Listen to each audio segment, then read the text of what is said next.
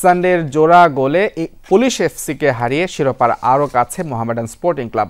অপর ম্যাচে কিংসের কাছে 2-0 গোলে হেরে শিরোপার স্বপ্ন কঠিন করে তুলল ঢাকা আবাহনী। কুমিল্লার শহীদ বীরেন্দ্রনাথ দত্ত স্টেডিয়ামে প্রথমার্ধে মোহামেডানকে রুখে দেয় পুলিশ এফসি।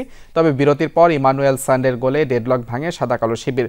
65 মিনিটে স্পট কিক গোলে পুলিশকে সমতায় ফেরান Brazilian centre back Danilo Augusto. ম্যাচের শেষ দিকে পেনাল্টি পায় মোহামেডান। সফল স্পট কিকে দলকে এগিয়ে নেন মুজাফফরব।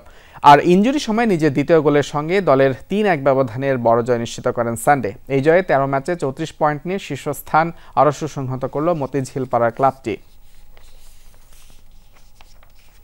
অপর ম্যাচে কিংস অ্যারেনায় পরাজয়ের মুখ দেখল শিরোপা রেসে থাকা ঢাকা আবাহনী। ম্যাচের 16 মিনিটে ফয়সাল আহমেদ ফাহিমের গোলে লিড নেয় কিংস। 49 মিনিটে ব্যবধান দ্বিগুণ করেন এই তরুণ ফরওয়ার্ড। ম্যাচের শেষ মুহূর্তে মারামারিতে জড়ান দু দলের ফুটবলাররা। একসঙ্গে 3 লাল কার্ড দেখে পরিস্থিতি শান্ত করেন রেফারি।